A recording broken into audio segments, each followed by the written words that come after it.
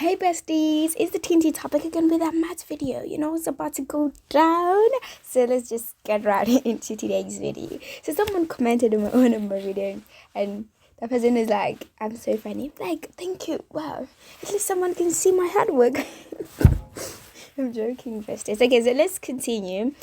Today we're going to look at this simple psychogeometry question. This is for grade 11 for those who are just getting started with psychogeometry. I know it's December. I know you all are thinking of getting those knotless braids. You're thinking of that is it called taper fade? That haircut. You all are thinking about that, but honestly speaking, being ready earlier or preparing earlier is the key. It has saved me a lot of time. So let me tell you guys a secret that I used to master psychogeometry in grade 11. I studied it in December. I studied it in December, and then that's why I was able to master it during term 2. Okay, so enough. I know I talk a lot, but I have to minimize it.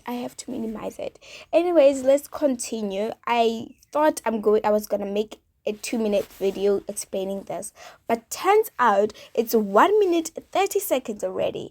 Enough with the talking, let's just get right into today's video. Okay, besties, so the reason why I'm doing this kind of videos of psychogeometry and all this, like those topics, and making them kind of minor to you all, I want to make psychogeometry fun as well as simple to you guys. So that's why I'll be uploading this kind of videos a lot, and then that's when we're gonna move to the complex questions of psychogeometry. Remember, simple questions are made up of complex questions. It's the same thing as simple words of English that are made up. No, complex. No, guys, what did I say? I should go and be a radio presenter. Okay, so complex questions are made from simple questions as well. The same thing as complex words or English words that are made from simple English words. Okay, so yeah, it's 2 minutes and 30 seconds now. Let's just get right into it. This time a minute. Let's get right into today's video. Okay, so it is said that in the diagram, O is the center. When they say is the center, this is what I like to do, guys. I like to make a dot. I like to make something like a dot, okay? So you said that O is the center of my circle and diameter LR subtends L angle KR at the circumference. N is a point, okay? And then L1 is equals to 51 degrees. So we are already given that L1 is 51 degrees. What I'll advise you guys to do all the time is to read this thing.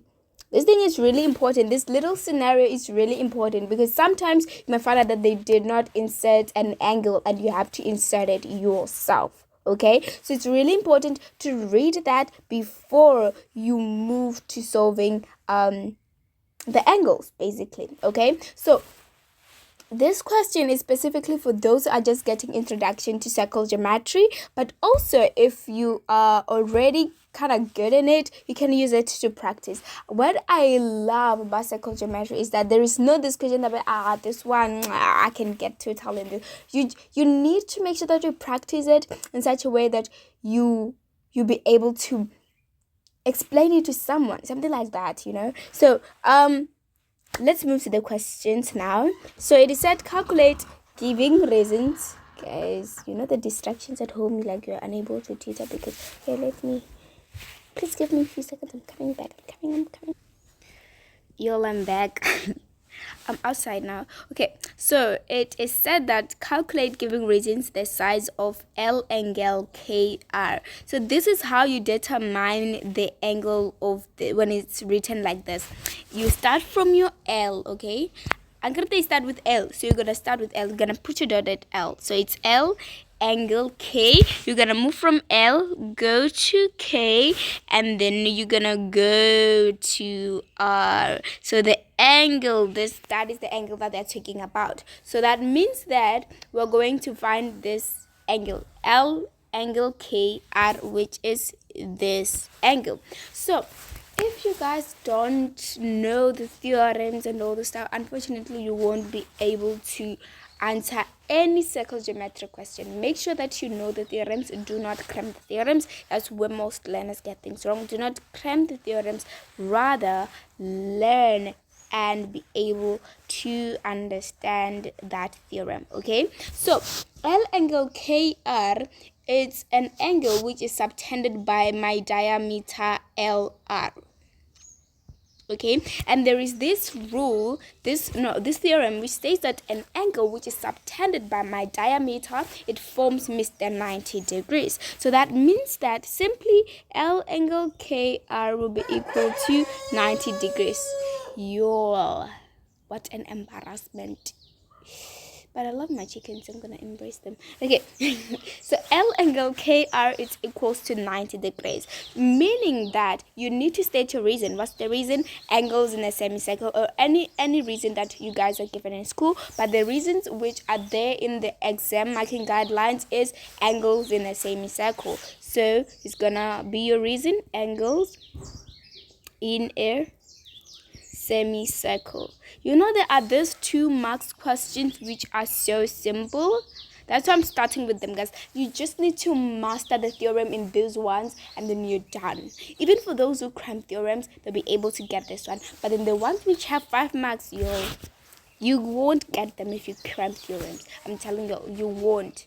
Okay, so now let's move to calculating the size of angle R. Where is angle R? This is Mr. Angle R. So angle R, remember we said that this angle is 90 degrees. So there is this other trick that I use every time when I solve a circle geometric question. I make sure that when I get the answer of my first question, I write it down in the circle. Okay, on the circle, and then you should do the same for the rest. This enables you to use the first question, the first answer, to find the second answer, and so on and so forth. That is another trick that you need to master when you are solving circle geometric question. So we are asked to find angle R, and you can find angle R using sum of angles in a triangle, but what my mind is telling me right now is like, you don't have a calculator, so what are you thinking, Little?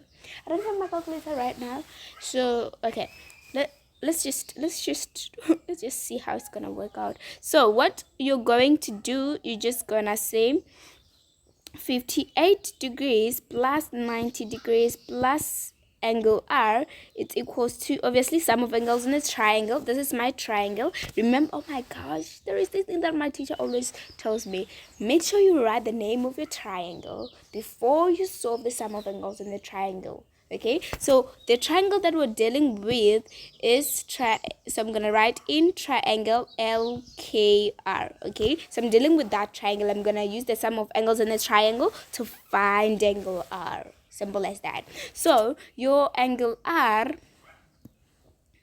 will be equal to 180 degrees minus 58 degrees minus 90 degrees, and the answer is, I don't have a calculator. Please give me a few seconds, I'm coming back. Whew, so the answer is 32, guys. You see, I think that's why when we were in primary school, they used to teach us how to solve numbers mentally. Because now I'm addicted to calculators in such a way that I don't, even if it's 2 plus 2, I like to use a calculator. I'm joking. Okay, so now we're asked to find angle N. So angle N is this angle. Let me use a thingy. Oh, it's this angle. Okay, so how are we going to find angle N? So we have this theorem, which I like to call it, because my teacher also liked to call it this way, so I'm gonna call it this way too. So it's a theorem of butterfly. It's a butterfly theorem. Simple as that. It's a butterfly theorem. So what you need to look at it is to look at it in a form of a bow tie. Let me erase all this stuff first. So I want to draw a butterfly for you guys so that you can see it.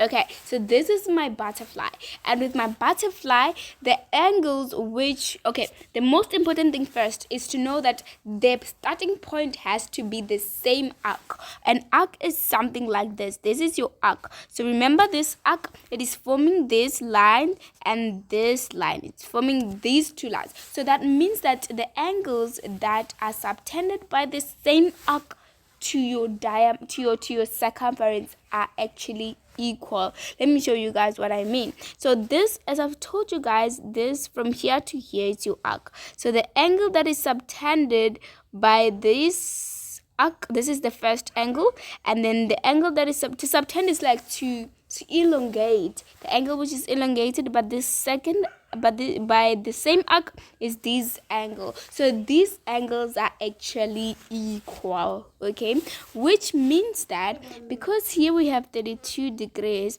and then here we are looking for angle n will be equals to what? Simple, 32 degrees. So that means that angle n will be equal to 32 degrees, angles in the same segment.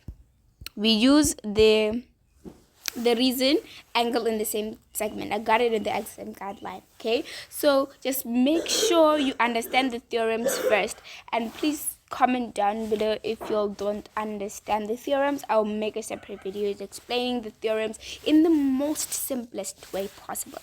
For now, bye. I hope you'll have understood this, and see you guys in my next video.